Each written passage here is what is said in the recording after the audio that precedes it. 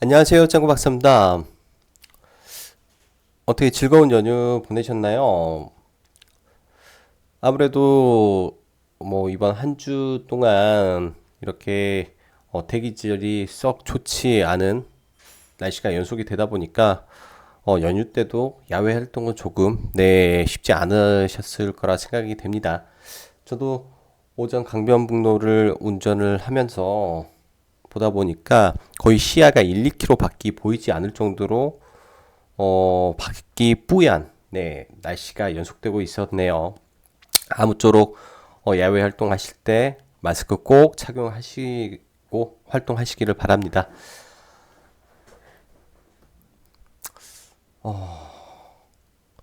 연휴 직전, 즉 이번 주 목요일 2차 북미 정상회담이 있으면서 주식 시장이 많이 출렁였죠. 많이 출렁이고 특히나 남북 경업주가 큰 폭의 하락을 보이고 또 시간 외에서까지 또 큰 폭의 하락으로 마감을 해서 아무래도 남북 경업주를 보유하시고 계시는 많은 분들이 연휴가 좀 그렇게 즐겁지만 않으셨을 수도 있겠다라는 생각을 합니다. 평소 일요일 날은 영상을 잘 만들지 않는데요. 뭐 토요일, 일요일도 마찬가지고요. 근데 이번 주는 고민을 하다가 영상도 하나 올려드리고 라이브도 같이 한번 진행을 해봐야 되겠다라는 생각으로 남북 경협 관련해서 영상을 한번 만들어 보았습니다. 일단 지금 이 순간에 사실 이미 큰 하락이 나온 이후에 무슨 위로로도 제가 봤을 때는 위로가 되지 않을 거라고 생각을 합니다. 이미 많은 손실이 발생을 하셨을 수도 있고요. 그렇지만 지금 이 상황에서 이미 발생을 했기 때문에 냉철한 시각으로 앞으로의 대응에 좀 더 신경을 쓰시면서 시간과의 싸움을 해야 되지 않나라고 생각을 하고 또 반대로는 이러한 기회 속에서 많은 어, 이러한 위기 속에서 많은 기회가 탄생하곤 했다라고 생각을 합니다. 저 또한 1차 정상회담 취소 때 사실 많은 손실을 발생을 했어요. 남북경협주를 하면서 많은 손실을 발생을 하고 그 기간에 이런 주식에 대해서도 굉장히 정이 떨어질 정도로 심각하게 고민을 많이 했던 시기였고 이후에 뭐 이러한 부분을 복구도 하고 그랬지만 굉장히 멘탈적인 부분에서 많이 힘들었던 시기도 겪어왔다라고 할 수 있습니다. 하지만 지나고 보면 이러한 과정이 있었기 때문에 아무래도 비중이라는 즉 주식 투자를 함에 있어 비중 관리라는 게 될 수가 있고요.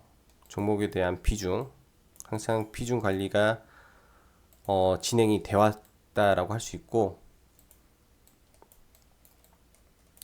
그 다음에 이러한 큰 하락이 있을 때 많이 맞아본 사람은 마인드가 굉장히 강해요. 하락에 대한 즉 계좌가 손실이 나도 정말로 이러한 상황에서 손절에 대한 원칙이 지켜지는 그리고 예를 들면 이 하락이 페이크성 하락이다라고 하면 하락에 매수할 수 있는 용기가 또 나올 수 있는 거는 사실 이러한 뭐 급등락을 겪어본 사람만이 그리고 그 급등락 속에서 매매를 해봤던 사람들만이 알 수 있지 않나라고 생각을 하기 때문에 여러분들은 비록 손실이 발생했다라고 하더라도 이번 기회가 많은 추후에 전화위복이 될 수 있는 좋은 경험이다라고 생각을 하셨으면 좋겠습니다. 분명 좋아질 거라고 생각을 하고요. 일단 뭐 간단하게 보면 2차 북미 정상회담 결렬이 이제 오후에 2시 정도죠. 2시 정도에 기자회견을 해야 될 부분에서 트럼프나 김정은이 각자 자기 숙소로 돌아감으로써 이 사건이 이렇게 확대가 되었고 그 다음에 이제 트럼프 관련해서 기자회견을 하면서 이제 이러한 부분이 즉 팩트성 내용이 하나하나씩 나왔다라고 할 수 있습니다. 일단 들어가기 전에 매번 빅 이벤트라든지 이런 재료, 뉴스 등의 일정의 마지막 단계에 가면 항상 재미가 없었던 것 같아요. 이게 이 일정으로 반짝 강하게 올라는 갈 수 있지만은 이 몇 번의 상승 이후에는 더 이상의 이 앞에 재료를 능가할 수 있는 재료가 나오지 않고서는 크게 반등을 하기가 어려웠던 게 사실이었던 것 같습니다. 그 말은 즉 픽 이벤트 기간에는 항상 조심을 해야 된다라고 보고, 또 특히나 이런 이벤트 때 예상과 전혀 다른 시츄에이션이 발생을 했던 적이 굉장히 많았었어요. 예를 들면 트럼프가 나와서 말하는데 트럼프 대 힐러리의 대선이죠. 트럼프 90%였고 힐러리 90%였고 트럼프 10%였는데 이러한 거를 엎었으니 엄청난 거였고, 그 당시 이로 인한 주식시장의 충격도 상당했었습니다. 그리고 브렉시트 관련해서도 문제가 터졌죠. 이때는 아예 하락 VI가 이틀 동안 발생을 했으니까 증시가 이틀 동안 거의 급락을 해버렸었죠. 코스닥이 하루에 7%가 빠졌을 정도로 굉장히 아픈 하락이었으니까요. 즉 빅 이벤트 기간에는 항상 조심하고 대비하고 있어야 된다라고 한 번 더 언급드리면서 팩트 한번 체크해보고 넘어가겠습니다. 일단 이번 2차 북미 정상회담에서 제가 느끼고, 그리고 많은 언론이라든지 인터넷 매체들의 내용을 종합하면서 느낀 바로는 가장 큰 문제가 추가 핵시설에 대한 언급이었다라고 생각을 합니다. 이런 부분이 그간 민간 연구소라든지 일각의 반대파죠. 트럼프의 반대파 쪽에서, 그리고 국내 일개 언론에서 한 번씩 나왔던 이야기인데, 사실 이러한 부분을 정상회담 자리에서 트럼프가 직접 언급을 했다라는 부분이 굉장히 컸다라고 생각을 해요. 굉장히 컸다라고 생각을 하고, 이런 부분이 추후 앞으로의 일정에 굉장히 크게 작용할 여지가 남아있겠구나라는 생각을 조심스럽게 합니다. 왜냐면 일단 북한 측은 이번에 이제 경제 해제, 즉 제재 해제의 상응 조치로서 핵폐기를 가지고 왔는데, 사실 이거는 좀 식상하죠. 맨날 영변이죠. 영변이 가장 큰 핵시설이긴 하지만 미국이 원한 거는 영변에 플러스 알파를 원했던 거였더라고요. 이번에 보면은. 근데 이 핵시설의 폐지를 가지고 왔는데 트럼프는 여기에 추가 핵시설을 언급을 함으로써 지금 어떻게 보면은 북한의 이런 허점을 공략을 했다라고 생각을 하고, 이런 부분이 추후에 있을 기존 북한이 생각한 비핵화의 기준을 격상시켜 버렸기 때문에 앞으로 비핵화 협상에서도 이 추가 핵시설이 뜨거운 감자로 올라갈 가능성이 굉장히 높다라고 생각을 합니다. 그 가운데서 이제 트럼프 기자회견이 끝난 이후 새벽이죠.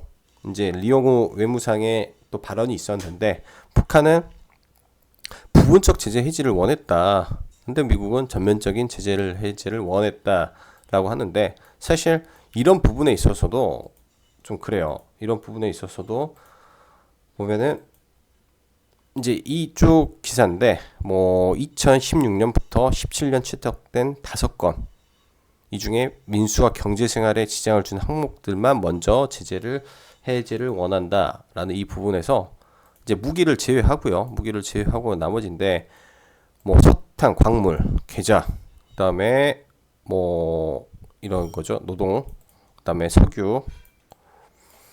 즉 다른 말로 하면 지금의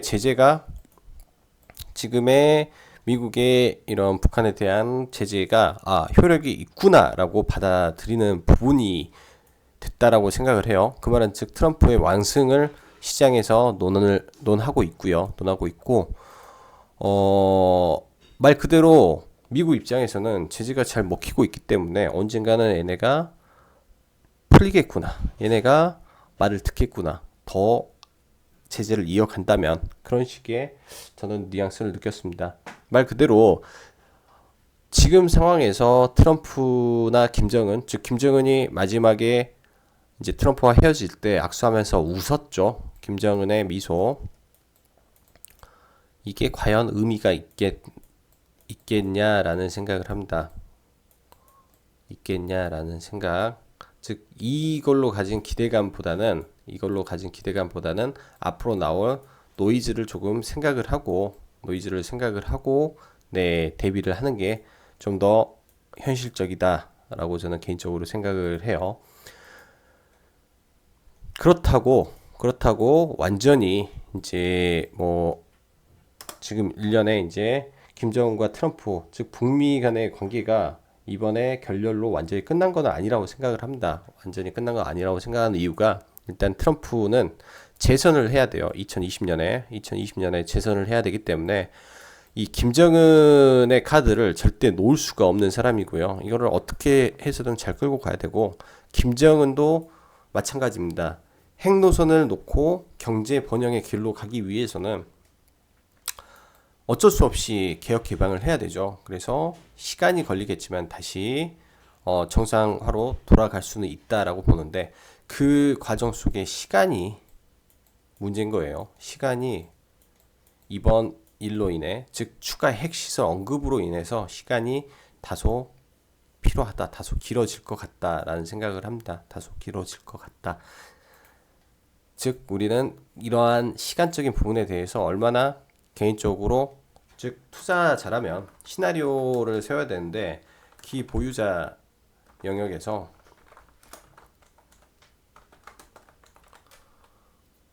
손절을 해야 되는 것인가가 라는 부분이 있겠죠. 손절에 대한 기준 아니면은 미보유자는 매수 영역인가 라는 고민을 할 거라고 저는 생각을 해요. 뭐 기보유자 영역에서 손절 내지는 추가 매수까지 구간인가라는 생각을 할 텐데 저는 영상에서 이제 남북경협주에 대해서 세 판을 지금 본다라고 했습니다. 세 판을 본다라고 했고 지금 일단은 하락이 됐으니까 이 하락의 끝을 확인을 하고 들어가는 게 저는 네, 제 개인적인 스타일이고 전략입니다. 지금부터는 이제 차트를 보면서 한번 다시 이야기를 할 텐데요. 다른 종목보다는 현대 엘리베이로 차트를 보면서 이야기를 하고 네, 방송을 마치도록 하겠습니다. 일단은 오늘은 간단하게 남북 경협주만 네, 정확히 다루고 나머지 이런 일련의 다음 주 일정에 대해서는 금일 9시 반 정도 라이브 방송에서 추가적으로 한번 다뤄볼 예정이니까요. 그때 나머지는 보시면 될 것 같습니다. 우선 보면 이때 트럼프의 일방적인 이 정상회담 취소 발언으로 인해서 경업주가 완전히 큰 폭으로 떨어졌죠. 장중에 이렇게 이게 장중에 떨어졌다가 반등이 나왔고요. 반등이 나왔고 갑자기 트럼프가 하겠다라고 말을 언급을 하면서 6월 12일 날 정상회담을 합니다. 정상회담을 이렇게 정상회담을 하고 그 다음 날 이제 기대감 상실로 인해서 이렇게 크게 하락을 하게 되는데요. 크게 하락을. 이때도 사실 내용이 좋았다면 이 정도까지 하락을 했을까요? 반등을 주고 떨어졌을 확률이 높아요. 근데 1차 정상회담 자체에서 뭔가 실속적인 핵심적인 내용이 없었기 때문에 강하게 하락을 했고 이 하락하는 구간이 기술적 분석상 단기적인 지지 라인이었기 때문에 기술적 반등 이후에 추가 하락이 있었다라고 저는 네, 분석을 해보고 싶어요. 이게 1차 정상회담의 판이었고요. 이 정상회담의 판이 있은 이후에 바닥을 쌍봉을 만들어주고 다시 주식은 반등을 합니다. 반등을 하고 이런 기대감이 고조가 되고 있는 과정 속에서 또 트럼프가 북미 정상회담을 11월 이후로 연장을 하죠. 연기를 하면서 다시 한번 급락을 했고 그 이후에 많은 우여곡절 끝에 지금의 거의 전고점 부근 라인까지 올라왔다가 또 한 번에 또 큰 하락을 맞았습니다. 큰 하락을 맞았고 일단 보면은 이러한 저항대 구간에 지금 한번 받아준 자리가 어떻게 보면 이 자리에 한번 받아주고 무너져 버린 것 같아요. 무너져 버린 것 같고 추세상으로만 보겠습니다. 일단은 현대 엘리베이터 추세상으로 봤을 때 제 기준에서는 일단은 이런 추세 하단 구간까지 열려 있다라고 봐야 되지 않나라는 생각을 해요. 이미 시간 외에서 8만 900원까지 8만 900원까지 나와 있기 때문에 시간 외에 매수를 했던 사람들 그리고 종가에 매수를 했던 사람들은 반등을 노려보는 게 현실적인 것 같아요. 이미 1차 정상회담에서 빠진 만큼 충분히 하루에 빠졌다라고 생각을 해요. 이미 시간 외까지 포함하면 한 22% 정도가 하락을 했습니다. 그래서 장중 18.5% 시간에 거의 6% 가까운 하락이기 때문에 거의 23% 4% 정도의 하락폭을 보여줬고 이 라인 하단 라인까지 거의 왔기 때문에 단기적인 반등을 노려보고 이 반등이 어느 폭까지 갈 것인가를 계산을 하는 게 맞을 거라고 생각을 하고요. 일단은 이번 월요일 날 조금 더 추가 충격이 있겠죠. 충격이 있는 이후에 이게 분명한 건 한 번의 하락으로 끝났다고 생각을 하지 말고 이 하락의 끝에서 반등의 쌍봉을 만들어 주는지 저는 개인적으로 꼭 확인을 하고 보셨으면 좋겠어요. 뭔가 유의미한 변화가 다시 나오겠죠. 그게 예를 들면 이제 조속한 남북 정상회담이겠죠. 조속한 남북 정상회담이 한 번에 반등을 줄 수 있는 기회적인 요인이 될 거고요. 그 다음에 일단은 남북 즉 문재인 정부에서 뭔가의 리액션으로 뭔가의 중재자 역할로 해서 이 상황 자체를 전환시키는 액션이 필요하다라고 판단을 합니다. 자, 여기까지 제가 보는 이 경업주에 대한 생각이고요. 경업주에 보는 생각이고 이렇게 급락이 강하게 떨어지고 나서는 이게 V자 반등이 쉽게 나오지는 않아요. 쉽게 나오지는 않기 때문에 진짜 단기로 공략하신 분들은 철저하게 단기로만 보시고 이미 이 종목에 물려서 이 종목에 이미 발을 담그고 계신 분이라면 일단은 그래요. 일단은 이 추세 때 하단까지는 내려왔다라고 보셔야 되는 게 정상이고 추세 하단까지 내려왔다라고 보시는 게 정답이고 일단은 월봉상 이런 부분에서 이런 부분까지도 열려 있다라고 보셔야 되는 게 맞습니다. 월봉상으로 볼 때는 거의 8만 원 초반 7만 9천 원까지도 열어놓고 보셔야 되니까 여기까지 인내를 좀 가져야 되겠다라고 생각을 해요. 인내와 시간과의 싸움이지 않겠나라고 생각을 하고 다시 한번 위로의 말씀 드리면서 이따가 9시 반 라이브 방송에서 찾아뵙도록 하겠습니다. 자, 여기까지 짱구 박사였고요. 네, 감사합니다.